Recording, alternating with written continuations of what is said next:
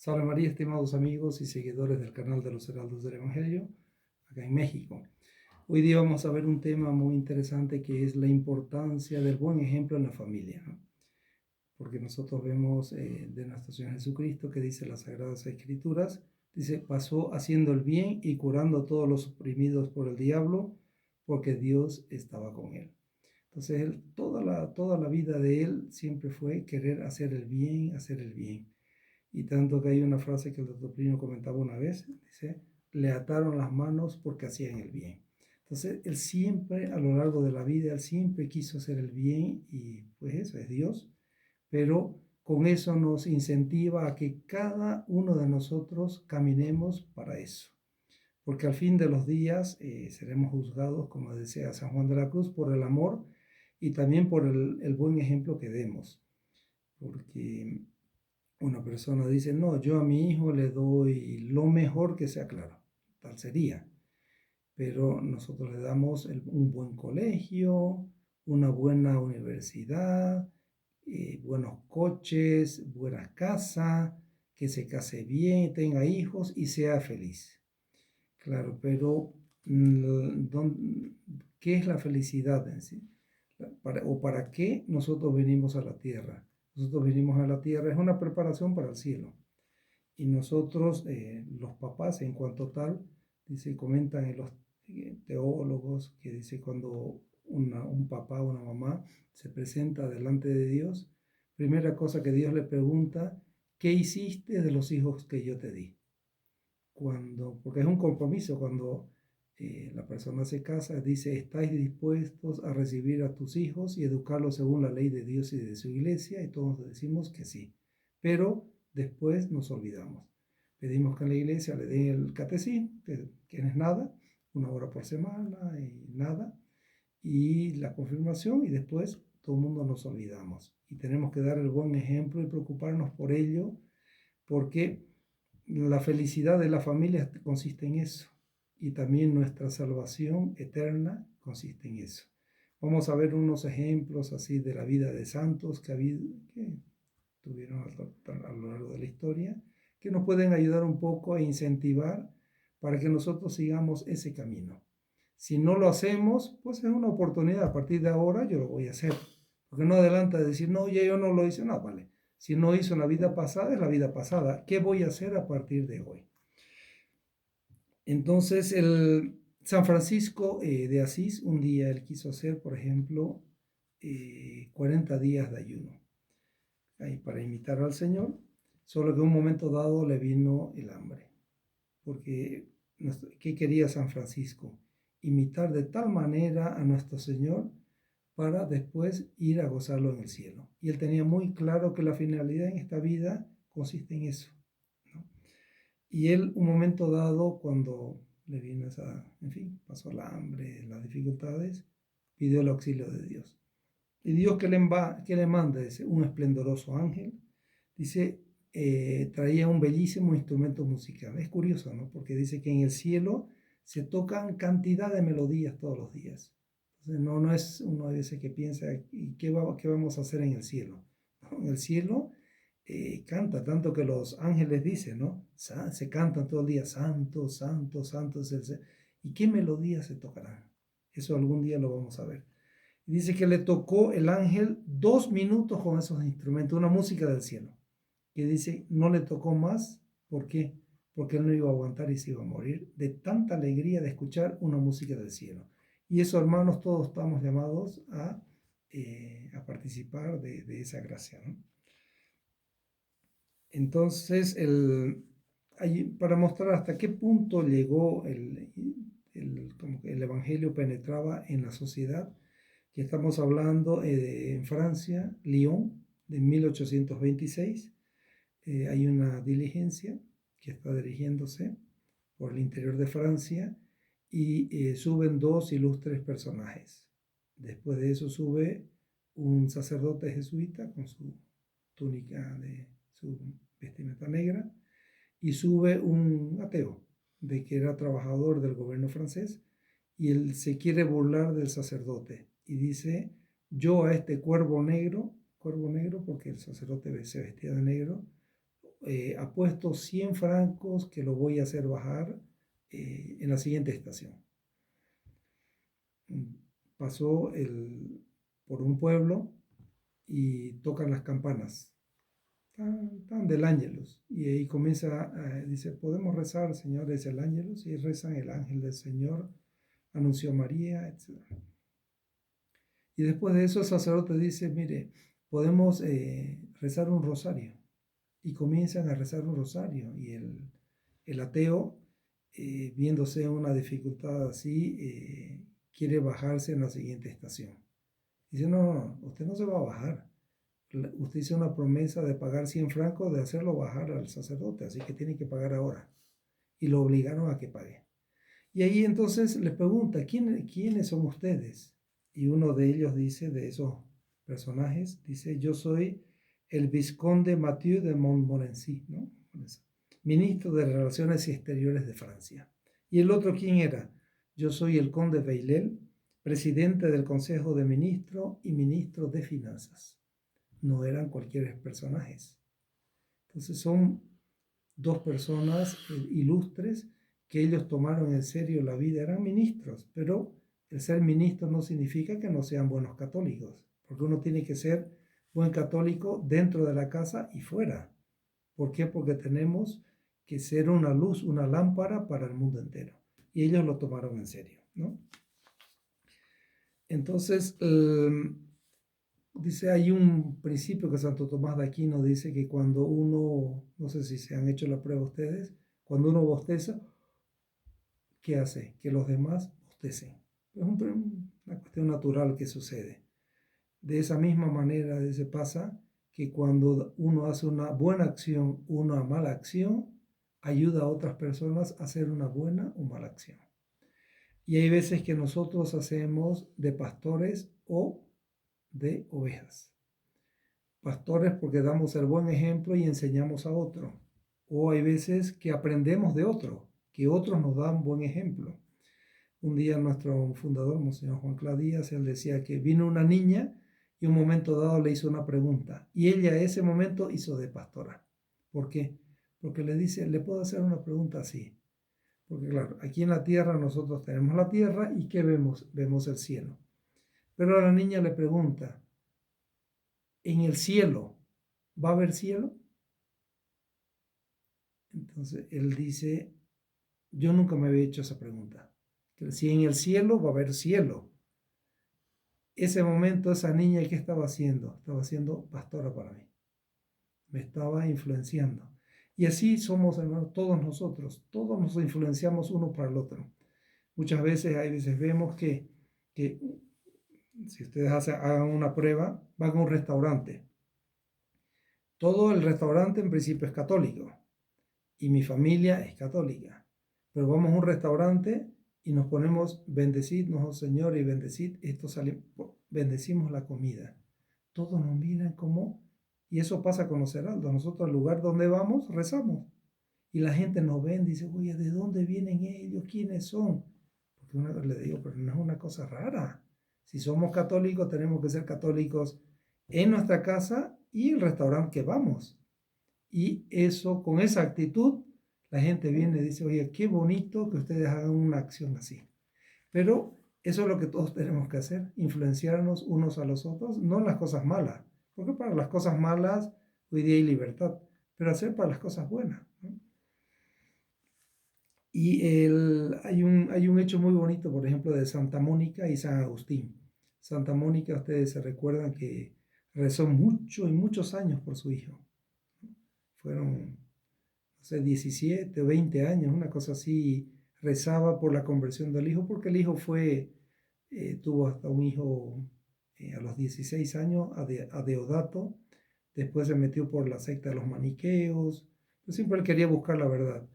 Y viéndolo un día a San Ambrosio, a los Poturi, viéndolo cómo trabajaba, él dijo, yo quiero convertirme. Y San Ambrosio fue fuente de pastor para él y lo convirtió. Una vez que convirtió y las oraciones de Santa Mónica ya había, en fin, ya había cumplido lo que el designio que la providencia le había dado a ella de convertir a qué a qué hijo, ¿no? Que fue San Agustín, que fue un águila del pensamiento. Ella llega un momento dado, ya acercándose al momento de, en un pueblito, un lugar en Ostia, acercándose al momento de la muerte, le dice: hijo, en lo que me concierne, nada me deleita ya en esta vida. No sé qué yo hago en ella ni por qué estoy aquí. Una sola cosa, cosa había por la que quería detenerme un poco en esta vida, era verte católico antes de morir. Qué bonito, ¿no? Una mamá que diga verte católico, pero no es el verte católico como hoy día conversábamos, estábamos en la Basílica de Guadalupe esta mañana y conversamos con una persona, porque hoy día existe una moda que dice: yo soy católico no practicante. Pero ¿cómo?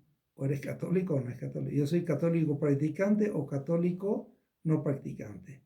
Entonces, la persona lo es o no lo es. Entonces uno tiene que ser coherente con los principios, ¿no? Y ella pues lo tomó en serio: quiero antes de morir verte católico. En el fondo verte católico pero practicante, ¿no? Y lo consiguió. Y ella dice que entierren el cuerpo de ella donde sea, entierren este cuerpo donde sea. Dice: solo te pido una cosa, que os acordéis de mí ante el altar del Señor. Que es lo que San Agustín hizo por ella, ¿no? Y hoy día son estas San Agustín y Santa Mónica que la iglesia lo celebra, ¿no? Otra cosa muy bonita es del duque de Gandía, o el San Francisco de Borja, que él era de los grandes de España. Entonces, imagínense, de los grandes de España era no es poca cosa, ¿no? Que el rey, el emperador, tenía unos allegados que cada uno era, como por así decir, como que administraba una parte del imperio español.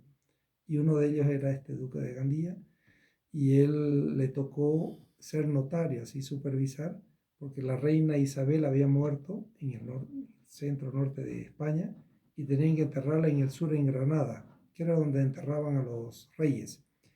Y él tenía que verificar que el cuerpo que traían era el mismo de la reina y que no habían cambiado.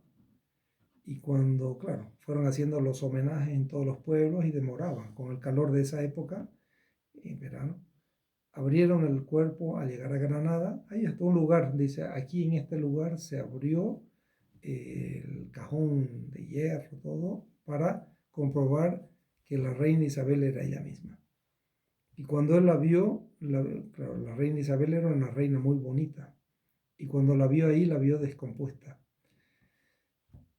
Entonces él tomó una determinación y dijo: no a partir de hoy no voy a servir un rey terreno que se pueda descomponer.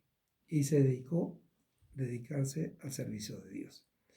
Y ese buen ejemplo que San Francisco de Borja dio, pues repercutió en toda Europa entera, la decisión de una persona, ¿no? Y un día el arzobispo de Évora, viendo lo que estaba en el lugar, le dijo: por favor, quiero que venga al púlpito y que la gente lo vea. Y él alegó, San Francisco, de que tenía cansancio, enfermedad. Y él dice: no, no, yo no quiero que usted hable. Yo quiero que suba al púlpito y que la gente lo vea al que dejó todo por Dios, ¿no? Pero bueno, entonces es bonito ver eso, cómo el buen ejemplo se lo tomaba, digamos, para servir y convertir y ayudar a otras personas, ¿no? Un día estaba el San Francisco de Sales, y él tiene una cosa muy bonita, porque es considerado él el santo de la bondad. Entonces él decía que se atrae más con una gota de miel que con un turril de hiel. Cuando fueron a exhumar su cuerpo, dice que el hígado estaba totalmente duro. Significa que él se contenía porque el temperamento de él era distinto. Pero él practicaba la virtud, y hoy día la iglesia lo conoce como el santo de la bondad. Pero el temperamento de él era colérico. Y un consejo que él daba para los papás, ¿no? Para que lleven el buen convivio en la familia. Porque uno ve que hay cuántos problemas en los días de hoy, peleas, dificultades. Y él decía: para mantener la concordia en la familia, decía, este consejo, mi hermano, si quieren anotarlo. Si dice, pues uno está encolerizado, uno de los dos, porque dice, cuando uno de los dos no quiere pelear, no hay pelea. Y él decía, cuando uno está encolerizado, que el otro se mantenga sereno, para que la paz vuelva lo antes posible, ¿no? Y ahí está una historia de un pueblo de Rumania, en Europa, que un pueblito de 15.000 habitantes, esto era en la década, hasta la década del 60, hoy día no sé cómo está, pero todo funcionaba en torno de la cruz. Entonces el sacerdote, cuando se casaba, le entregaba un crucifijo. Ellos besaban y le decían, la cruz nunca va a estar separada en su matrimonio. Y ellos lo tomaban en serio. Iban a su alcoba, colocaban el crucifijo ahí a los pies de la cama, y cuando uno había una dificultad, una pelea, una situación de esa, venía y le pedía disculpa a quién, al cónyuge, pero también le pedía disculpa, le decía, Señor, perdóname porque te he fallado. En ese lugar nunca hubo una separación, que no es poca cosa, digamos, ¿no? Ahí el otro hecho muy interesante que pasó, que fue la historia de San Luis Rey de Francia, que él tenía una mamá sumamente buena, muy católica, practicante, y ella cuando fue bautizado el hijo, ella vino y le besó el pecho del hijo, y dice, hijo, dice, ahora que eres un templo del Espíritu Santo, consérvalo siempre inmaculado y nunca lo ensucies con un pecado. Hoy día de repente hay mamás que ven un hijo así, lo ven que, hijo bonito, este va a ser la representación de la familia, pero lo ven bajo un lado mundano, ¿no? Bajo un lado de lo que Dios tiene los designios para la persona y sobre todo que el alma siempre la mantenga limpia. Entonces él tuvo 11 hijos, se casó con Margarita Provenza y él se encargaba de rezar en familia. Él rezaba todos los días en familia el rosario y rezaba el oficio. Y los del reino le decían, vamos de cacería, vamos a esto, a lo otro. Y decía, no, tranquilo, yo quiero preferir quedar aquí en casa y cuidar de la familia, ¿no? De ayudar y todo. Cuando él murió, toda la gente lo quedó, en fin, fue una tristeza, pero lo amaban. Tanto que la moneda de oro que tenía la efigie de él, normalmente cuando muere, pues la daban para que coloquen la efigie del siguiente rey. A ellos le hicieron como un agujerito y se lo colocaban de medalla de tanto aprecio que tenían por él. Y cuando él dio la formación a su hijo Felipe, le dejó, era el heredero, dejó la carta testamentaria, el testamento. Y él le dice a Felipe, ¿no? Lo primero que quiero enseñarte, dice, es que ames al Señor, tu Dios, con todo tu corazón y con todas tus fuerzas. Sin ello no hay salvación posible. Dice, hijo, debes guardarte de todo aquello que sabes que desagrada a Dios, esto es, de todo pecado mortal. De tal manera que has de estar dispuesto a sufrir toda clase de martirios antes de que cometer un pecado mortal. Imagínense el ejemplo, el testamento que le da al hijo, ¿no? Porque hoy día el testamento es, te dejo el coche, te dejo la casa, solo eso.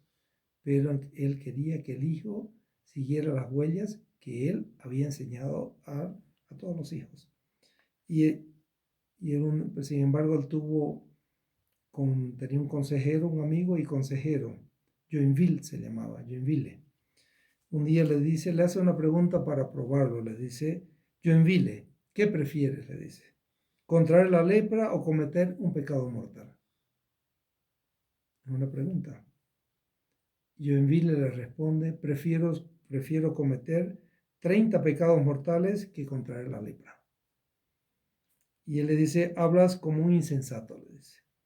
Te pido, le dice, por amor de Dios y a mí, prefieras padecer en tu cuerpo la lepra y cualquier enfermedad a tener en tu alma el pecado mortal, ¿no?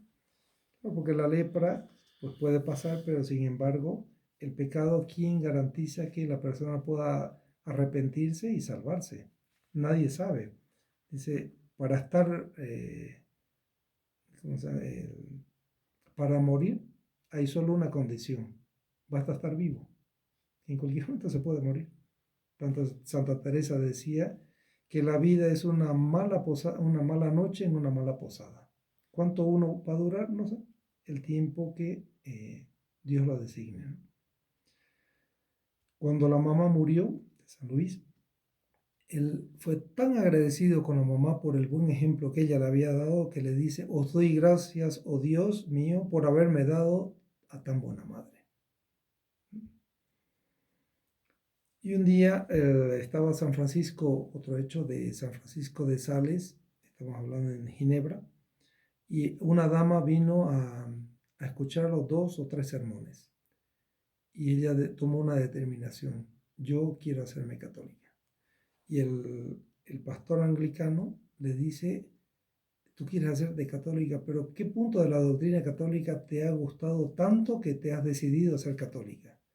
Y le responde: mi única respuesta es que he querido tener la misma religión que el Señor de Sales, que es San Francisco, ¿no? ¿Por qué? El buen ejemplo que dio.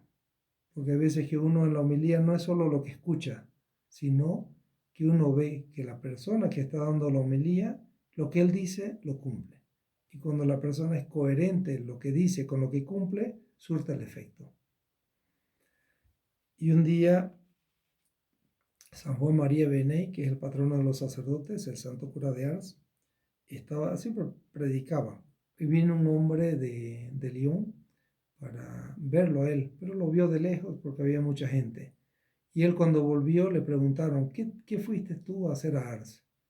Y él tuvo una frase muy bonita: he visto a Dios reflejado en un hombre. Y es lo que debemos, la gente tiene que, al vernos, a cada uno de nosotros, los bautizados, vernos así, ¿no? En el Antiguo Testamento también vemos cómo el buen ejemplo siempre estaba presente. Hay una parte del el Espíritu Santo describe a un rey Antíoco Epifanes como un vástago perverso, ¿no? Imagínense que el Espíritu Santo lo declara un rey vástago perverso. Imagínense de tan malo que era. Y él lanzó un edicto para agarrar a todos los judíos, que era la religión verdadera, para eliminar la religión y perseguirlos a todos. Entonces decía, para librarse de eso, pues era solo comer la carne, que estaba prohibida por Dios. Entonces decía: no, come. Y él decía: no puedo, porque si Dios lo prohibió, eso no lo puedo hacer. Pero hazlo, aunque sea. Entonces hagamos un pequeño truco. ¿Cuál?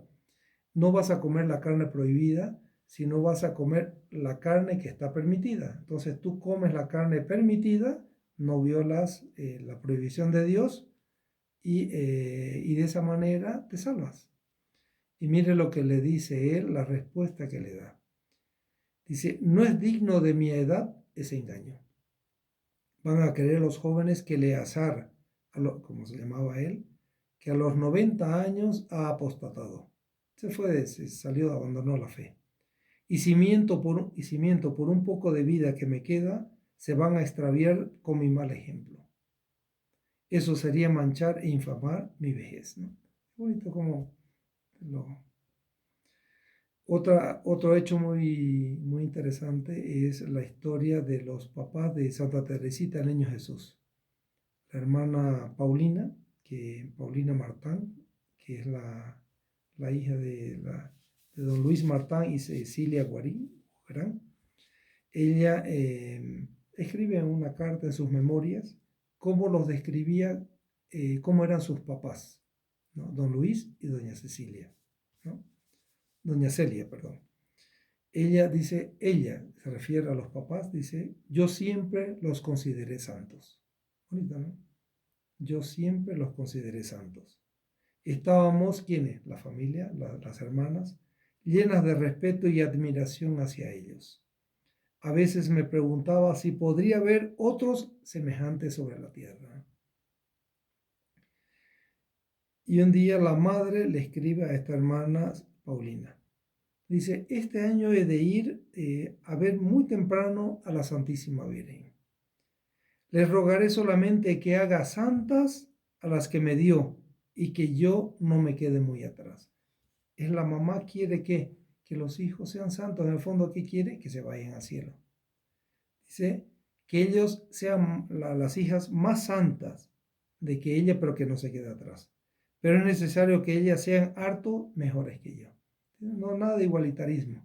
Yo quiero que los hijos sean más santos que yo, ¿no?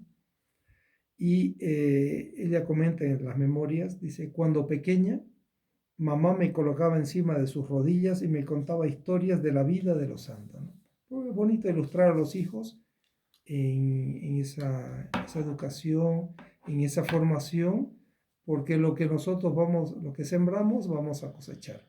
Si sembramos el buen ejemplo a los hijos, eso vamos a cosechar. Y Santa Teresita del Niño Jesús escribe en un libro que se lo recomiendo, se llama Historia de un alma. Ella describe en su libro, porque ella va describiendo toda su vida, cómo fue, las gracias que recibió, y por eso se llama la historia de un alma, toda la historia del alma de ella. Y eso es muy bonito para nuestra vida espiritual. Dice, los domingos en la misa, claro, ella asistía a misa con el papá, y ella escuchaba la homilía del sacerdote. Dice, pero en un momento dado me distraían más, dice, miraba a papá. Claro, escuchaba la homilía, pero miraba al papá. Dice, el papá se emocionaba tanto de asistir a misa que a veces sus ojos se llenaban de lágrimas. Dice, ya no parecía ser de la tierra, tanto era el gusto de su alma por zambullirse en las verdades eternas. Y la iglesia los canonizó ambos. Hoy día están en el cielo, están canonizados, porque llevaron una vida de buen ejemplo y le dieron un buen ejemplo y formaron a los hijos en el camino del cielo. Y para terminar, quiero contarles, hermanos, un bonito la actitud del doctor Plinio, el maestro de nuestro fundador, en relación con su mamá. El doctor Plinio tenía a su mamá, que se llama Doña Lucilia, que ustedes ya han escuchado hablar de ella, pero era una señora sumamente católica, piadosa, católica practicante, ¿no? Ella decía, ¿cómo enseñaba a los hijos? No era tanto dando doctrinas y doctrinas, sino, decía el doctor Plinio, cuando yo la veía a ella, veía que todo en ella me conducía a la Iglesia Católica. Las dos primeras palabras que yo aprendí a decir, ¿dónde está Jesús? ¿Dónde está María? Antes de decir papá y mamá. Entonces ella los fue formando a ellos de una manera tan así en el camino de la virtud, que después él formó a Monseñor Juan y formó a todos los heraldos en el mundo entero. ¿A raíz de qué? De una señora que lo tomó en serio esa misión que tiene de dar el buen ejemplo en la familia. Y el doctor Plinio decía, yo la amaba a mi mamá, no es solo porque fuera mi madre, que uno, claro, hay un respeto que debemos tener por nuestros padres. Decía, yo la amaba a ella porque yo en ella veía que todo conducía a la Iglesia Católica. Y si ella no fuera mi madre y fuera la madre de otro, yo buscaría cualquier pretexto para ir a vivir al lado de ella. Porque era tal el buen ejemplo que ella daba para el doctor Plinio y para la hermana, ¿no? Y pues con estos hechos, hermanos, pues queremos ilustrarles de que como cada uno de nosotros tiene una parte en la vida. Y nosotros hay gente, no solo tenemos que influenciar mi familia, sino que tenemos que influenciar los trabajadores que tenemos, en fin, en la sociedad. Porque hay una cantidad de gente que nosotros estamos llamados a salvar, aunque no conozcamos. Y esa gente se va a salvar en la medida que yo sea lo que debo hacerlo. Entonces uno dice, yo no tengo fuerzas, nadie tenemos fuerza, entonces hay que pedirla. Si nosotros la pedimos, la gracia, pedimos la fuerza, la obtenemos. Entonces en este momento vamos a pedir a la Sagrada Familia que nos ayude, nos dé fuerzas para ser ejemplos para todos en la sociedad. Les pedimos que se suscriban al canal, que compartan y si les ha gustado el video, pues, ¿no? Que se suscriban, en fin, que coloquen el like y si tienen sugerencias, así de algunos vídeos que podemos hacer en el futuro, con mucho gusto lo tomemos en cuenta, ¿no? Entonces vamos a rezar una oración pidiendo gracias por todas las familias y por cada uno de nosotros. En el nombre del Padre y del Hijo y del Espíritu Santo. Amén. Dulce Madre, no te alejes, tu vista de mí no apartes, ven conmigo a todas partes y solo nunca me dejes. ya que me proteges tanto como verdadera Madre, haz que me bendiga el Padre, y el Hijo, y el Espíritu Santo. Amén. Salve María.